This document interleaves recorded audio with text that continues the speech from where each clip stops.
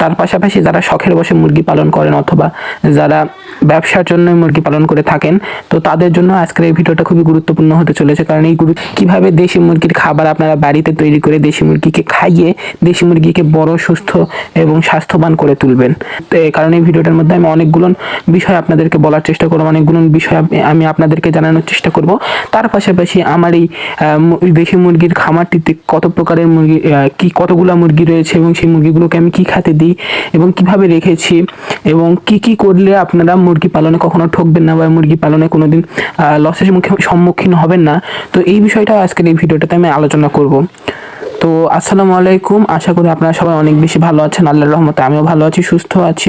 তো আপনারা অনেকেই জানতে চেয়েছিলেন যে আমি কোথায় মুরগি পালি বা আমার মুরগি পালার জায়গা কি এবং আমি কি মুরগি পালি। তো এই বিষয়ে আজকের এই ভিডিওটা। তো আমি খুব অল্প জায়গার মধ্যেই কিছু মুরগি পালি। আমার একটা কুঠি রয়েছে,